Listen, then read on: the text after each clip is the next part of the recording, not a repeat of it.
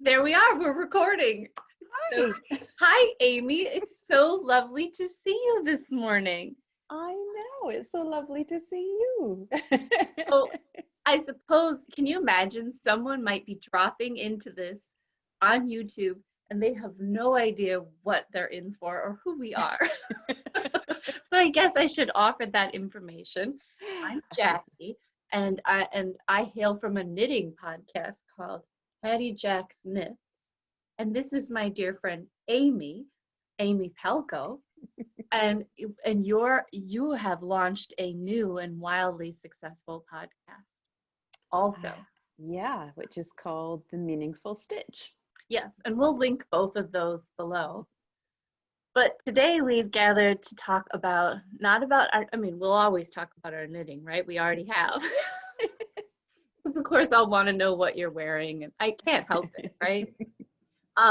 But we've gathered to talk about poetry, and specifically the poetry advent that we created together. And I thought maybe we could just back up a little way on how we became friends at all, because I do think that's just the most remarkable thing about the era we're living in. Absolutely. Do you know, I think all the time, about how incredibly blessed we are by our technology, because it really has allowed us to form these friendships, over miles and miles and miles with people that you would never otherwise ever come across. Mm-hmm. And Mm-hmm. how much poorer my life would be without friendships such as yours. So I feel like I normally wear these when I'm Zooming. It's just a habit, but I'm going to take them off because I can't, I want, I want to see you better. And we won't be on here so long that my eyes will dry out. By day, I'm an elementary school teacher and I teach remotely, and I'm on Zoom a lot. Um, but Amy and I both have Instagram accounts. we And do. And I actually, to be honest, I started my Instagram account because I also write poetry. And someone told me, well, you could publish your poems on Instagram. And so, anyways, that was like the hidden motivation. But then the Instagram account, it's so much more visual and the knitting is so beautiful, and that ended up being what took my breath away. And I remember finding, I don't even know how I found your Instagram account, but it was all like moody and full of swans and cocktails and yeah, smoldering you know scenes, and it just looked so, I don't know, it looked so otherworldly to me. Like, and and I live in the Midwest. I've lived in Madison, Wisconsin, born and raised here. So it was like this glimmer, this glimpse into another world for me. Yeah. And then we had the knitting, so I could actually have the audacity to reach out to you. Well, that was the funny thing, is that so I'm based in Edinburgh, Scotland, so that's where I am right now, and that's where I live. But my mum and dad live over in France, in Cognac, and I think I was actually there when you first contacted me. Okay. So the photographs that I was taking was of my French summer holidays. Hence all the cocktails, and I don't normally drink a lot of cocktails, but only when on holiday. I have water today. I'm on my best behavior. Oh, me too. Not vodka. This is um, and well, now I'm getting off track, but I do. Yeah. So I brought it out. We ended up contacting each other and ended up knitting this shawl together, Oh, I which should have brought mine. it's okay. I put it to, like, next time. it was like our I put it on Instagram to say, we're those two people with that one shawl. There are two shawls. We don't just ship them back and forth. Yes, yes, exactly. Now, was that, and then we'll get to poetry. So sorry if you're just here for the poetry, but was the new yarn you showed, was that the kind of yarn that's in here? Yes. So the blue yarn that's Okay. in that, which is called Solier, Solier. I think it was Marine Lease. Okay. And I bought this slightly, I've got it right here. Oh, okay.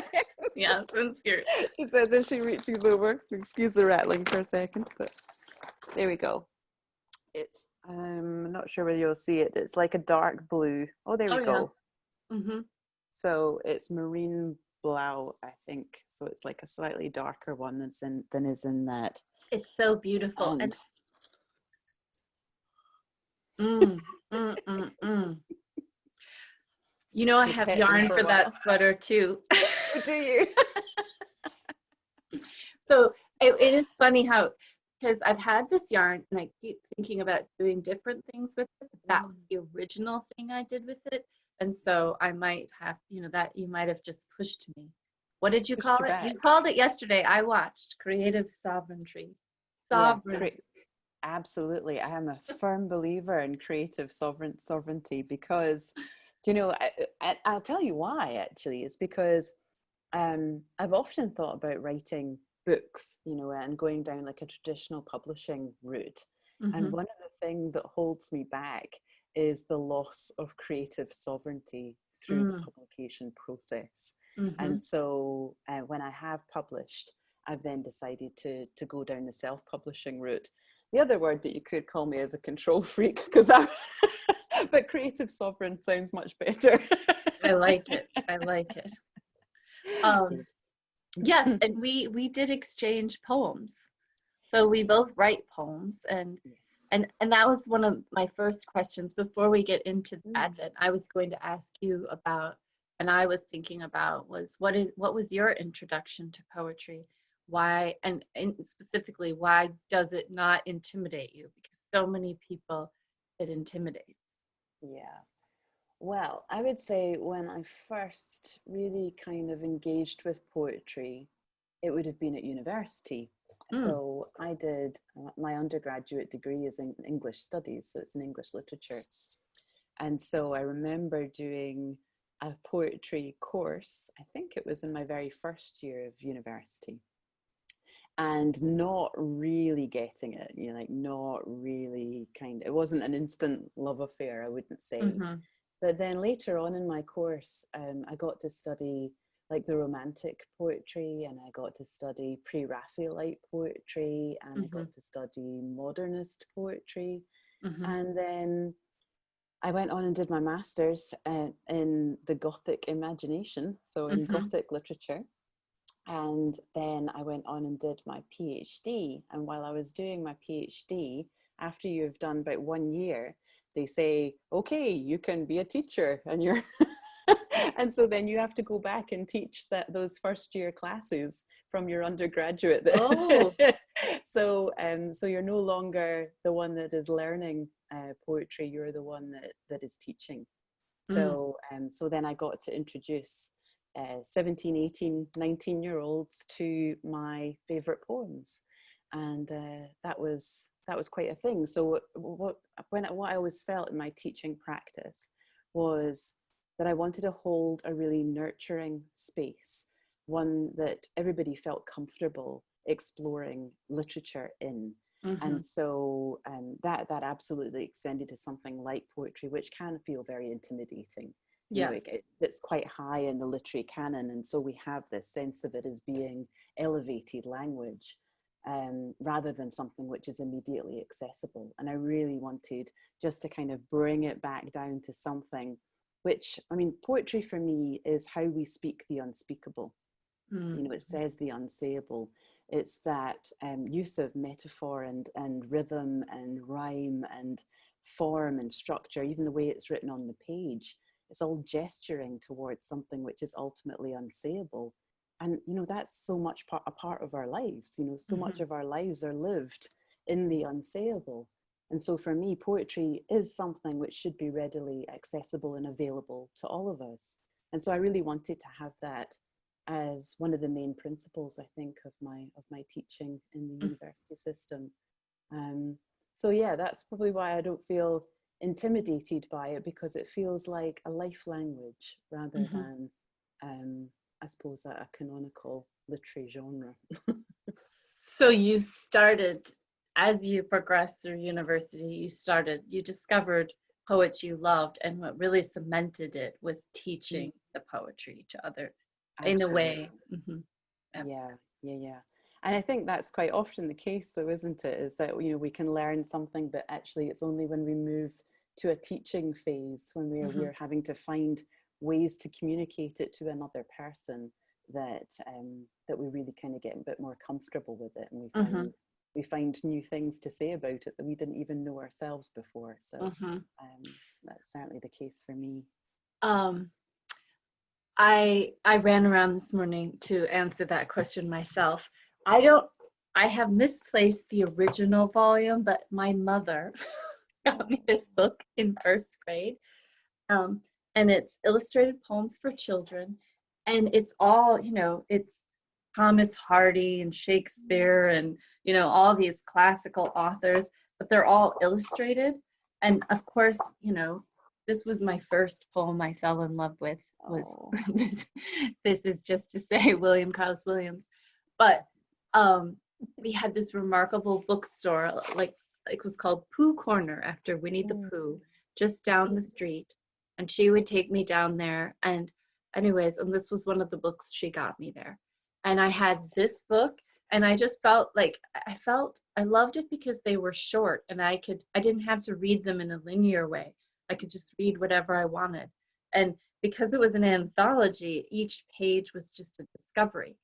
And I had this book, and then I also had this book at the same time, which was just I don't know where it came from, but it's just one of those huge anthologies of of the English language. But for me, it was so exciting because there were pages like, you know, I definitely was drawn to the short poems. I was in first grade, so of course I was.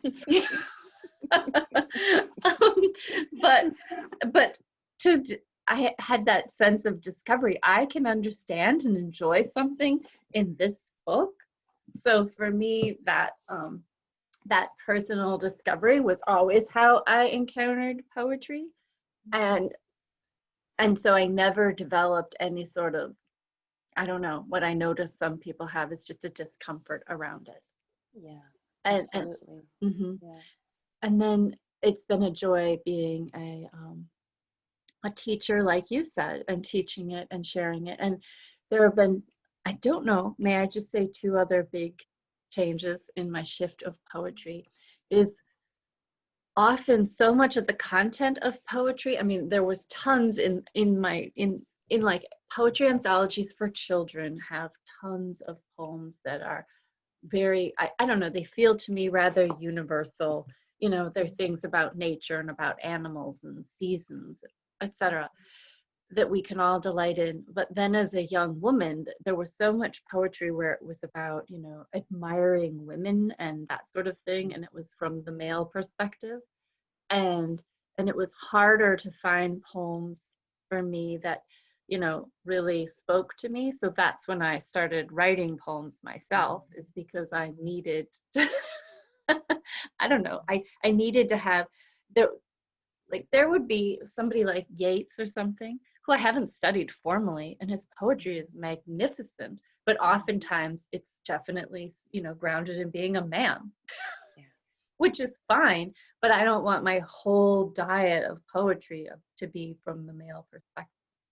Yeah, So, no, I completely agree. Like Yeats, like I think didn't he write Leda and the Swan? mm-hmm, Um, and I love that poem, but absolutely, I have to try and find my way into it as a woman, mm-hmm, and be able to engage with it from my perspective.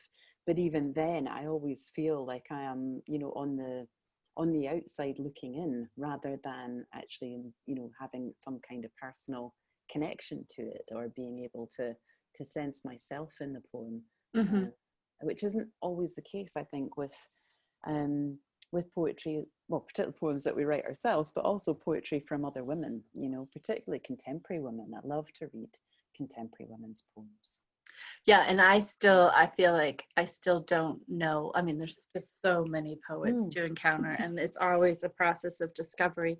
And but I will admit that I learned about the I would say, this erotic or sensual charge in poetry that's really beautiful that you can't get in prose, like you were saying, Mm-hmm. the unsayable.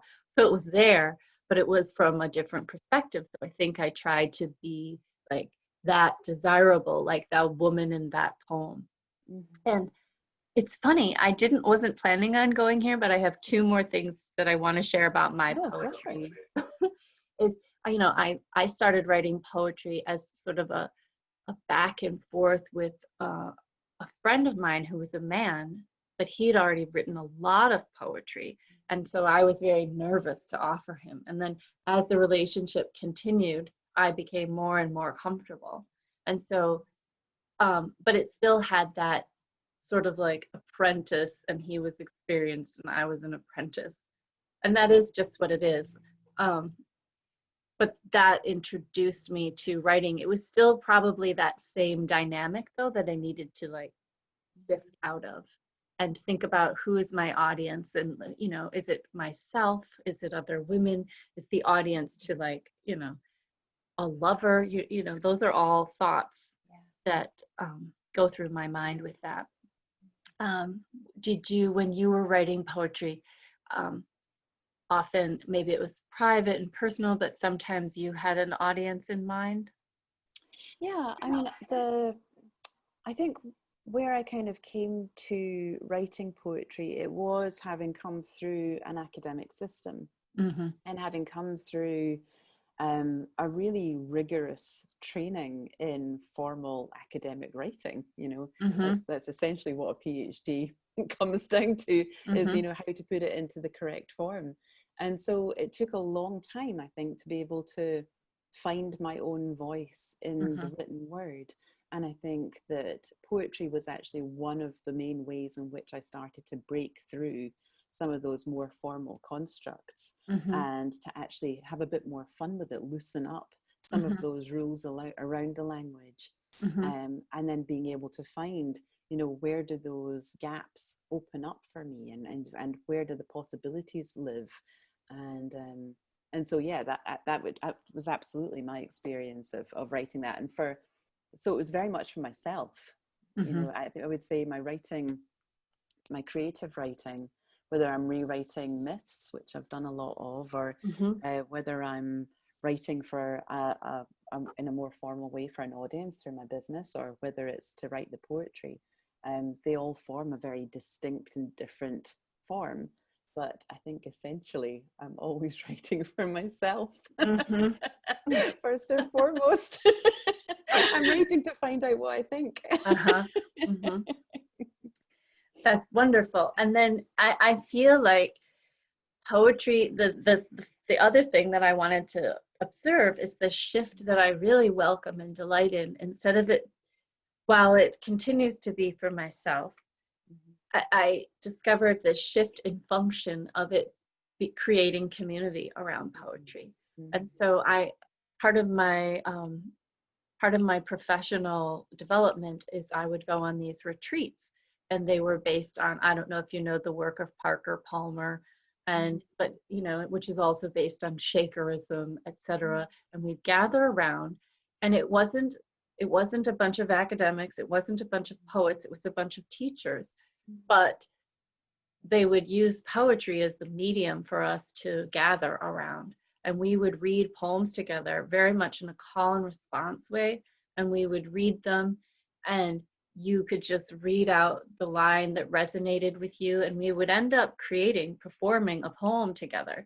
And it could be the same word over and over. It could, it was just, there was no sequence.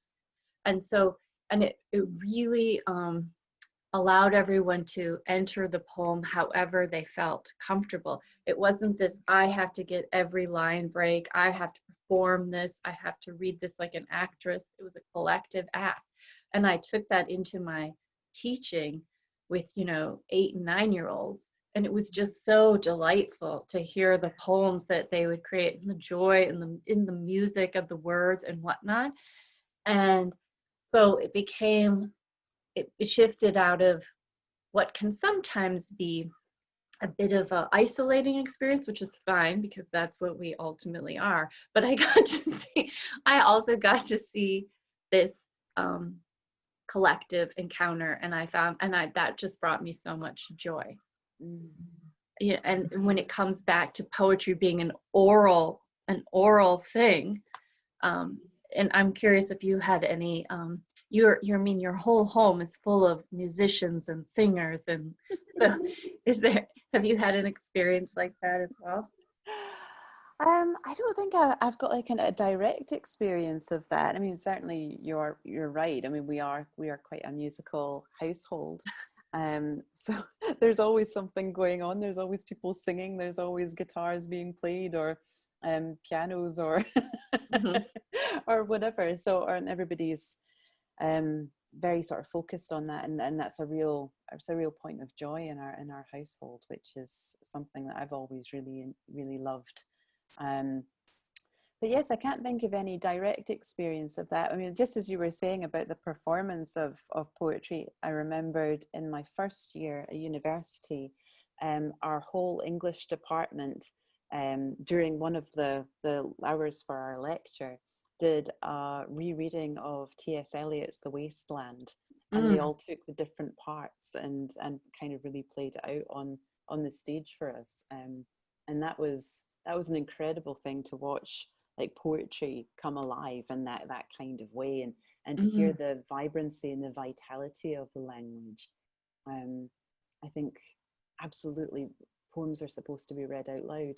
mm-hmm, It was always one of the very first things that I always did with my students when we approached a poem, was I would read it out loud for them.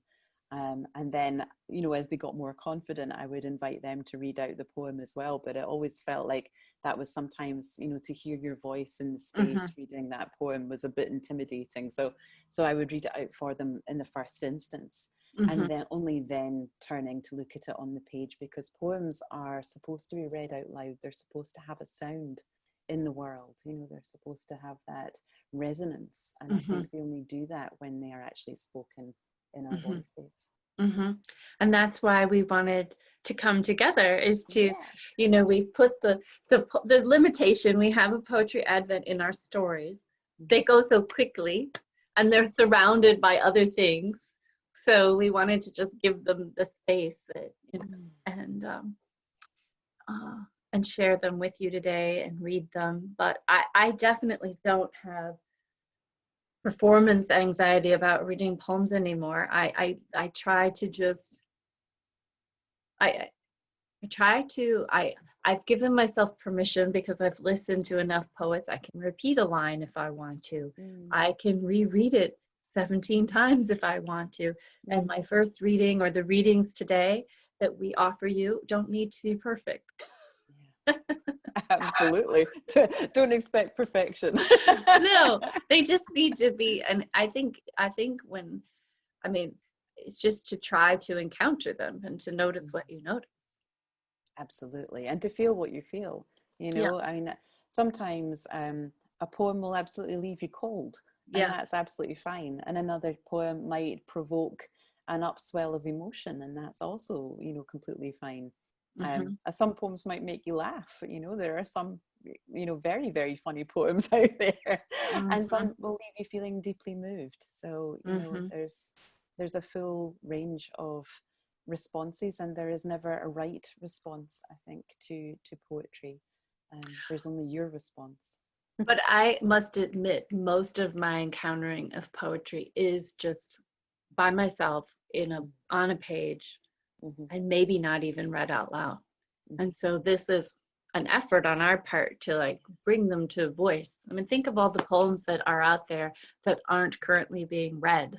And Mm. I think every time a poem is read, it's like a bird singing or something. Yeah.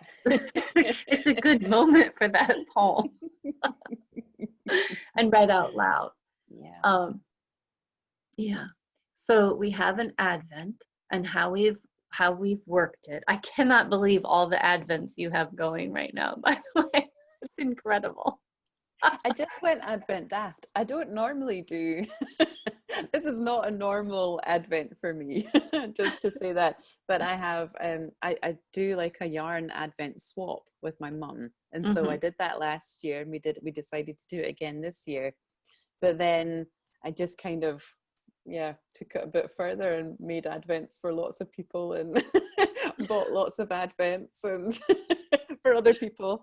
And yeah, I'm properly getting into this whole, you know, if I have to see through, you know, these darkening days and the worsening weather, and then I want to do it with a little bit of joy and a gift and a parcel or a photo or you know, whatever it is, first thing in the morning, and it just gives me a bit of a boost. And I think out of this year, you know, in December, we're probably needing a bit of a boost right now. So yeah. And one more question before we share. I just was curious, how do you find poems?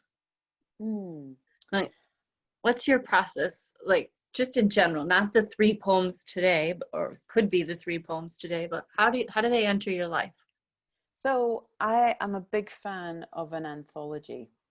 So I have quite a few anthologies. I'm saying quite a few. I have a ridiculous number of anthologies. But that's partially because of, you know, when you do teach, you're given books to teach from. You know, you've got the text, and so then the following year they maybe change the anthology or they change the text, so then you get another one.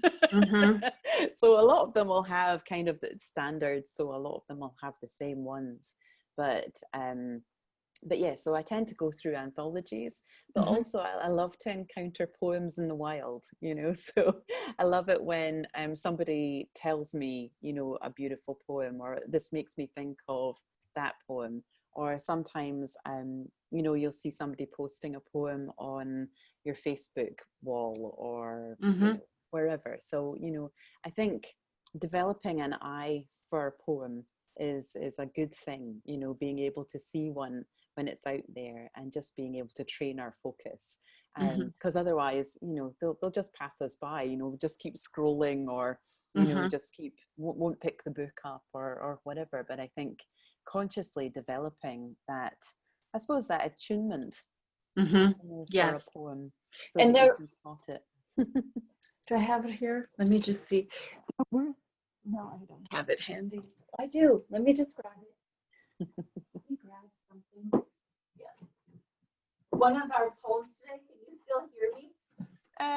You're a bit muffled. No. Okay, here I am. And by the way, I'm still in my pajamas. Excellent. Because it's afternoon for me, but it's morning for Jackie. I have books like this where I write the poems in. I used to do this, and then I use an app on my phone, and I'll just screenshot a poem and put it in this app that I have to keep them. Do you have your own personal anthologies? I'm just curious. Of my own poems, or poems that you just see in the world that you're like, oh, I want the poems that I love. I don't actually, but I tend to use, I'm very old school, I tend to use Post-it notes. Yeah. So my favorite poems, yeah, absolutely. My favorite poems tend to have lots of, like, oh, for example, let me find one here. Oh, there we go. There's a good one. Yeah. So, this is Okay. Daisy Goodwin. Yes. So yeah, I tend just to use my Post-it notes, and then I will quite often screenshot things, or, you know, you just find them scattered everywhere. I'm not a terribly organized, I wouldn't describe myself as a terribly organized person. I enjoy creative chaos. And so I enjoy having lots of things around me, so that I can start to make connections between them. So I'll have, I was going to say you should see my desk, but I'm very glad that you can't. But yes, I have access to lots of resources, like in the immediate, always around me. Yes. So my poems and things are they live in that space. Did you incidentally see the New Yorker cover this week? It's No. a picture of a Zoom call. I am going to flash it to you, and then we can, because I think I screenshot the picture, because it was like, yes, this is my life for sure. I don't have the actual magazine. Oh dear. Okay, here it is.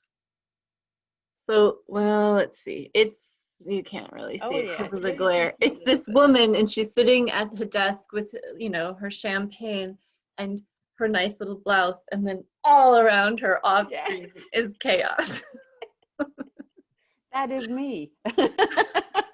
I tidied up behind me, but I I just know, it looks everything amazing. over here. And your sweater's glorious. Oh, thank you. This is my Junko and June jumper or sweater, It's as you so would call it. perfect for this time of year. No, Yeah, it's lovely. It's perfect and it's very cozy.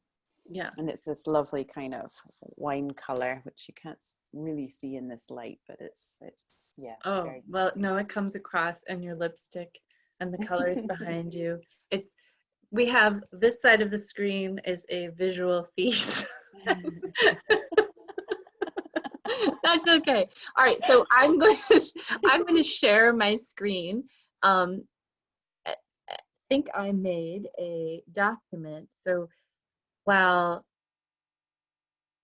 okay, there. Do you see that? Yes. Oh, great. So the first, and we can put this in our notes, but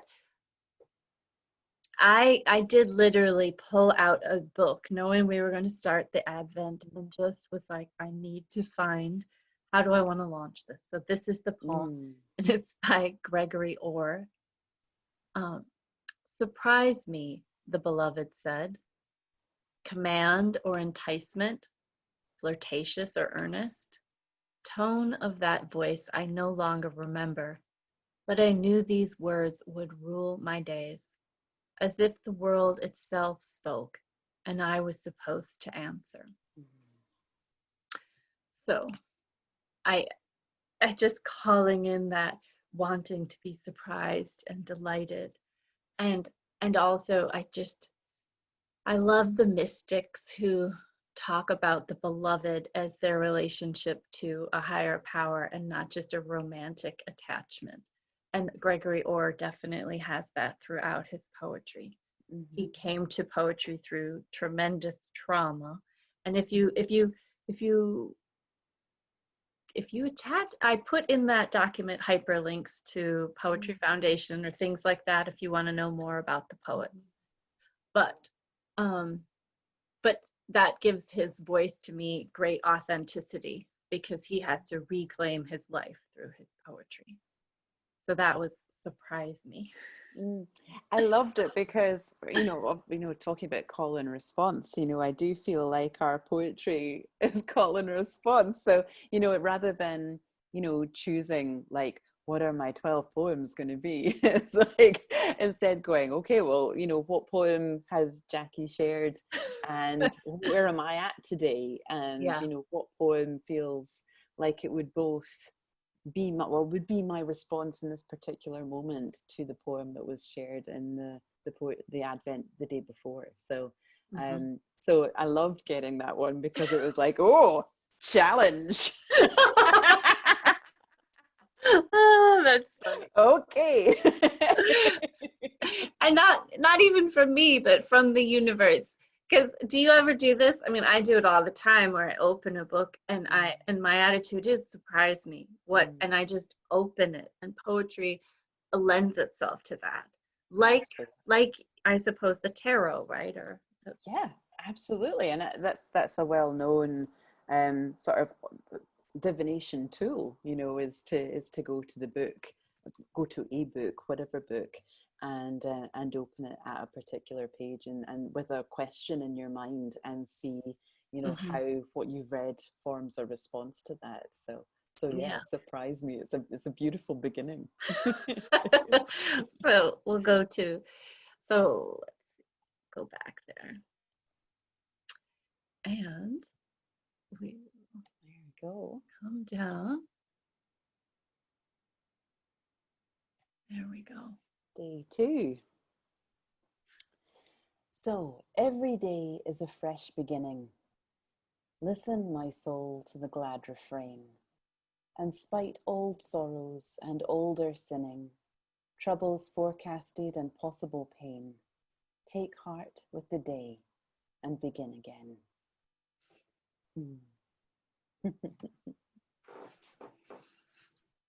I love that one.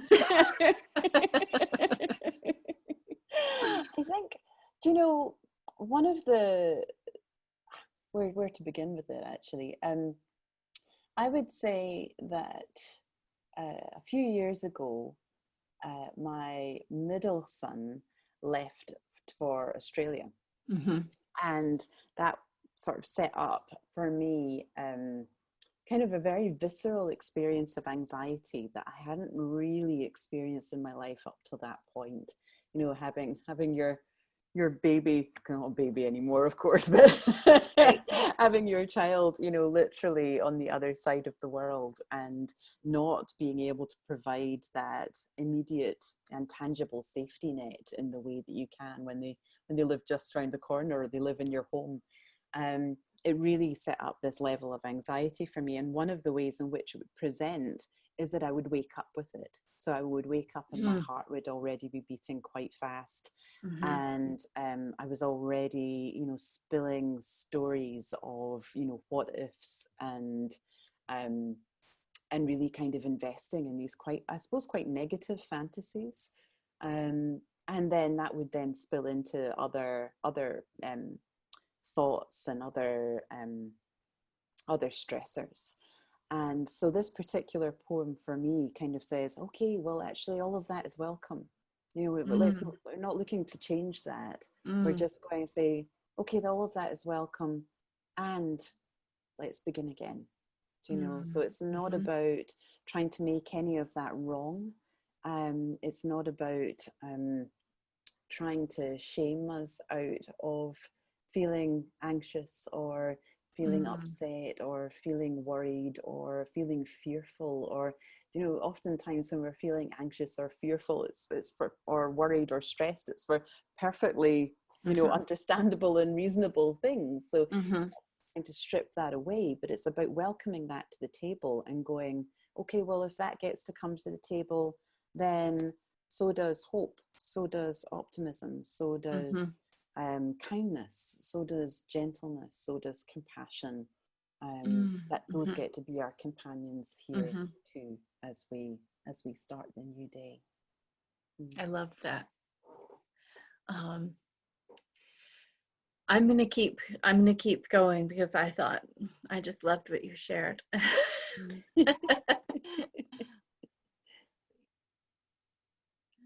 we toggle back and forth. So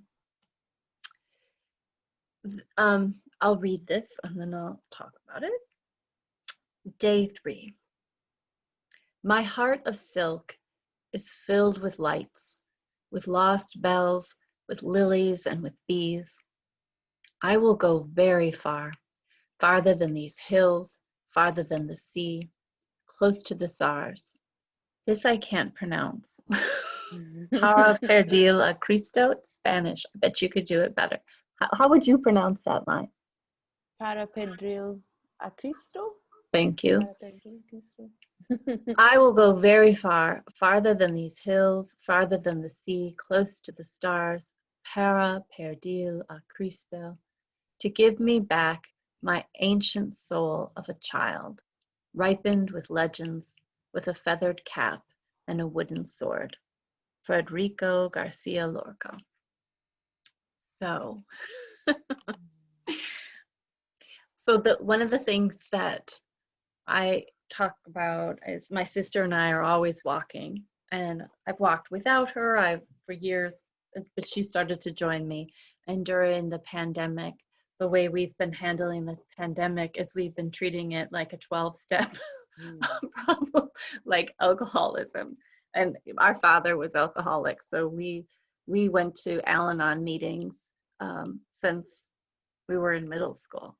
In fact, I remember my senior year of high school, I would go every day to a 7 o'clock Al-Anon meeting, and I got high school credit for it. And it was such an incredible initiation into adult thinking, and where you'd go around this table, and the person who was the most valuable was the most honest, so I could see all walks of life, all ages, men, women, and they were such a, it was, there was this anonymity, of course, but it felt like truth telling in a way I was not exposed to as a 17-year-old girl in high school. so so I had a really positive, we both did, feeling toward the 12 steps. And I would say for us as a family, it was just a practice that we all, I don't know, we all, it was something, a language we had in common. So the first three steps are, came to, I think we admitted we were powerless and our lives were unmanageable. And that to me is just so much about the pandemic. And I came to believe in a power greater than ourselves that would restore us to sanity. And and that phrase, restore us to sanity, in the walks we've just been talking about how it just doesn't seem adequate. That what is sanity? And I thought that the beginning of this poem really spoke to so much of what my vision of sanity is this, and this is what I try to convey as a teacher to my students, that, just this perfection that you're born with, this birthright, this, and the way that he described your heart of silk, and, just this beautiful space to return to. And of course, you lose it, but you return to it. And that's what the second half of the poem is all of our living returning to what we already have, and it's not just traveling, you know, there's just travel upon travel upon travel, all the way to, and his worldview, Christ. And if your worldview is other than that, totally fine. But that it's a spiritual process. And then I just loved, that you would return to this ancient soul of a child. So, and the third step of the is became willing to turn my will and my life over to a power greater than myself. And I just feel like there is either the small self, which is the ego, which is either like feels awesome or feels like shit, or there's the big self that's connected, that's tuned into the mystery, that discovers, that's growing, that's compassionate. And the journey for me, I think, is just to not chastise myself, just like your second poem, for waking up with the anxiety. Not chastise myself for having an ego and always reverting back to that kind of thinking, but just to keep intending, like the middle of that poem, to take the journey and make the effort to connect with that bigger self. The ancient soul of the child is how he describes it. And there's so many poems that try to describe that, but I loved that so much. It just spoke so much to this season for us. And I love that. I love all of it. yes. Do you know, James Hillman said in the Soul's Code says that we dull our lives by the way we perceive them. We dull by the way we perceive them. And so when I read the poem that you shared, with this, it did feel that connection to the transpersonal self, to the collective unconscious, and to that the hero self, the one that embarks upon the hero's journey, and really evokes that sense of childhood and a child's heart, and I really loved it. And I thought, the way that we perceive of our lives when we are children alters so greatly as we grow older. And really, I think there's a huge loss there. So the more prompts that we can get, such as in this poem, to return to that and to enjoy it, and to then see our lives as the mystical, magical things that they are, experiences that they are. I think that can only be a good thing. And I would like to add that I wrote it in here, Lord knows when, forgot all about it, and rediscovered it in this process of doing the Advent with you. You know, Mm. and I don't remember the me who discovered it or wrote it down at all. Yeah. So it's nice. It's like to re-encounter too. Let me go to, what are we, day 4? Yeah. Gosh. Okay. Okay. Okay. Voices in my head, chanting, kisses, bread, prove yourself, fight, shove, learn, earn, look for love. Drown a lesser voice, silent now of choice. Breathe in peace and be still for once, like me. Mm. Mm. I love the juxtaposition from one stanza to the next. You know, the first one with this very sort of short, sharp, you know, one to three words really, um, and the demanding kind of staccato nature of that. I think Mhm. really kind of speaks to the pulse and the rhythm of, you know, so much of our everyday. You know, we get so caught up in all of the lists, the to-do lists, and the demands of, yeah, just of what we've got to do in a day. But not only just that, and not just what we've got to do, but what's expected of us, or what we believe is expected of us. And so um, and then to move from there into this secondary voice, which, you know, it was already so much more lyrical, you know, and it's, you know, you really notice that when you read it out loud, that it actually demands from you a different Mhm. voice for the second stanza.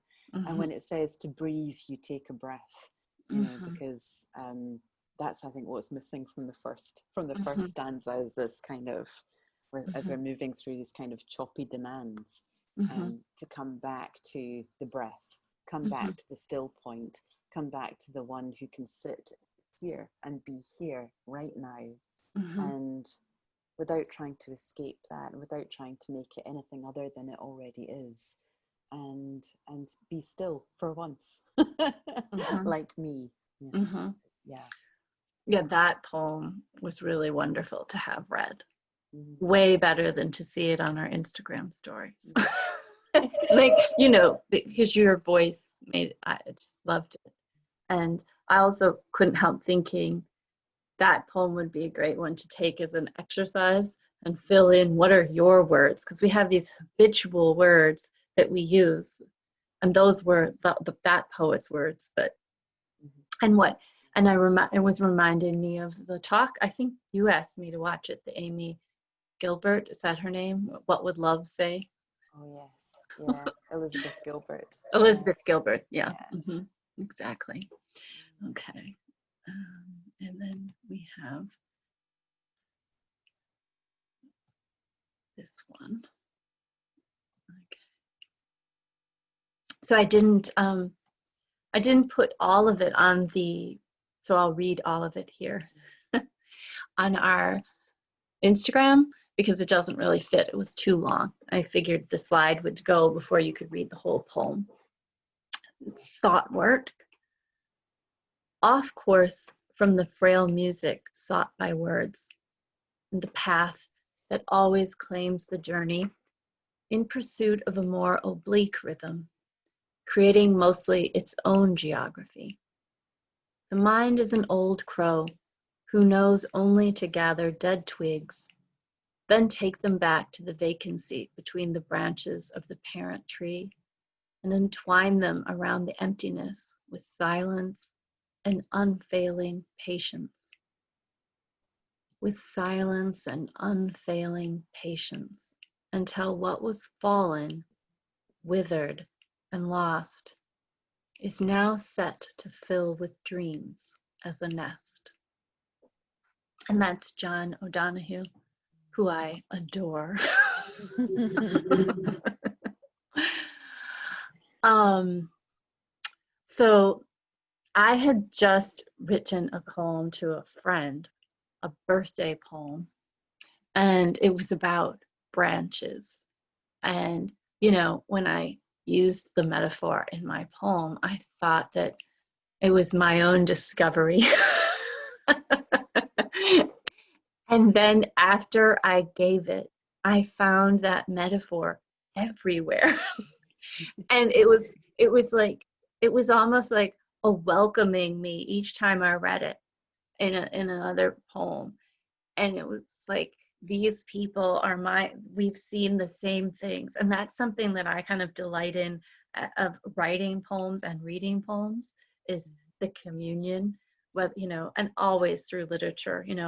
I think the most explicitly that was ever stated was, um, at the beginning of the Scarlet Letter.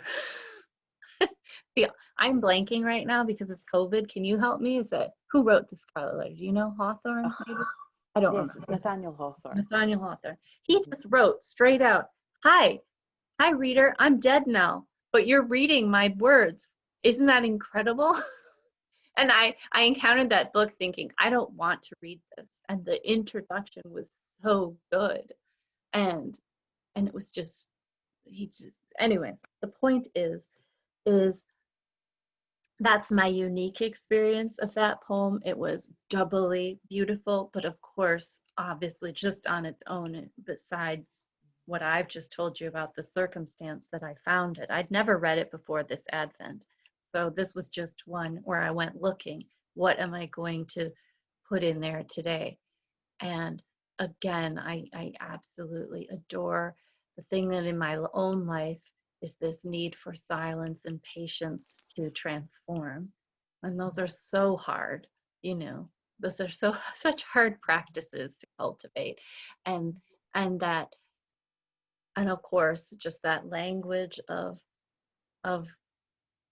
which is utterly true, but just said in this exquisite way of transforming what is difficult in our life into what is the way. And I did really love even the beginning, how it's saying it's not linear. It is not a linear path. It is not obvious, and you have to surrender in order to engage in this work. So it was just I just think that was a magnificent discovery, and I don't know. Did you know that poem before? I did not know that poem before, and I absolutely loved it. I loved the discovery of it. By the opening of the door, and like, oh, it's a new poem, and it's one I don't know, and it's beautiful, and it's oh, I loved the metaphor of the crow and changing, what has been lost or withered, or and gathering up to create a nest for dreams, so something which has been discarded can actually come together with intent, actually. And I think the intention piece for me was particularly important. The intent to create a home where visions can occur and hope lives, um, and we can manifest the future, Mm-hmm. from that which has been discarded, or that which has been deemed, ephemeral or useless. But this is the material, this is the stuff of which dreams are formed, but we need to create a home for them first. We need Mm-hmm. to create a held intentional space, Mm. which then I think really asks us to honor and cherish the dreams. If we have to prepare the nest for them, I think that speaks to, a real intentionality that has to be there, for the dream to hatch, Mm-hmm. and for the future to unfold. Mm-hmm. Um, what you said made me think that, and I'm not trying to be just a complainer, but oftentimes we're just dreams are just given to us in the media that we are immersed in. And so we don't recognize, we think, and I don't mean to use these words, but that we just consume the dreams and that they should be handed to us ready made for our. And so I appreciate this, what you just said, to bringing out the intentionality. And the phrase that I found curious and wonderful was the parent tree, too. Yes. You know, I've never heard that before. And to me, that just speaks of Mm-hmm. um, the grace of the the nurturing about you, and that it isn't just the individual crow, Mm-hmm. but that there is this parent tree. Mm-hmm. And I, of course, love birds and crows. They're such, um, there's so much to say about crows that I don't even know, but we do encounter them again and again if we read poetry or legends or myths. Mm-hmm. Yeah, well, they're thought of as psychopomps. So they are messengers that cross over the boundaries. You know, they cross over the realms of this life and the next. They are that which can communicate through the veil, so to speak. And Hmm. so I think whenever we think of crows, we quite often see them in like Gothic imagery, for Hmm. example, because Hmm. they tend to have this connection, particularly to kind of Victoriana Gothic Hmm. aesthetic and things, Hmm. um, that they kind of have that sense of the mystery. You know, Hmm. even when we see them in the sky, you know, when they fly across the sky, Hmm. um, they're like um, they're like fluttering voids. You know, when you look up, it's like all of a sudden it's like a shadow is going across. They sort of consume the light in that sort of way, and I Hmm. think Hmm. that's completely fascinating. I Hmm. used to when I worked at university. I worked at Stirling University, and they have a large crow population. And at a certain point in the evening, you could sit on the steps, and this huge flock of crows would fly across towards the trees beside the loch, and they would make such a racket. You know, they make a big noise. But it was always felt like it was an event. You know, Mm. like they were drawing the night behind them because Mm. they were going to roost. Um, Mhm. so I think they really do hold that sort of the Mhm. magic. But the Mhm. parent tree for me speaks to a call to invest in a benevolent nature, you know, in a nurturing, nourishing world. Mhm. And as much in much the same way as we dull our lives by the way we perceive them, you know, if we look with a perspective and a view to the world around us being nurturing and supportive, regardless of whether, you know, if we brought it down to facts and hardcore stats or whatever, you know, we Mhm. could probably prove one or the other, or not at all. Um, but if we look, I think, with that perspective, you know, what does that do for my dreams? What does that do for, you know, my sense of self in the world? And isn't that the kind of world that I want to live in and co-create? You know. Mhm. Mhm. Oh, wonderful. And look at this, day 6.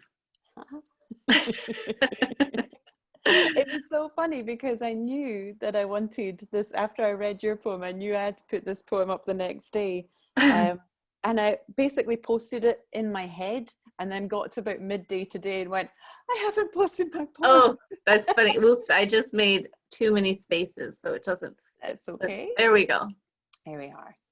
So, hope is the thing with feathers that perches in the soul and sings the tune without the words and never stops at all.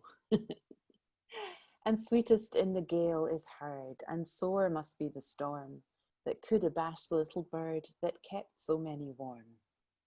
I've heard it in the chillest land and on the strangest sea, yet never in extremity it asked a crumb of me. Mm. So good. Okay. Oh, it's just such a sweet poem.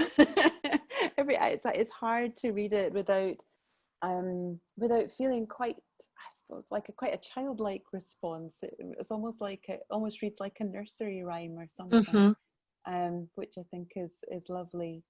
And then of course we have Emily Dickinson with her dashes, instead of, I suppose, more regular, more formal punctuation, which then I think really influences the way that we're invited to read it. So, you know, we're called to observe the spaces in the language and to see where the stress falls Mhm. in the line. And I think that's always it's always a fun engagement to explore how does the poem want to be read today.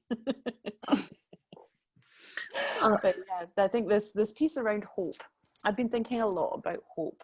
I don't know about in your news right now, but in our news, it's a lot about the vaccines. And as we're moving through, we're living in quite strict restrictions right now, and we're looking at some loosening of that round about Christmas time itself, but we are still looking at quite a harsh winter.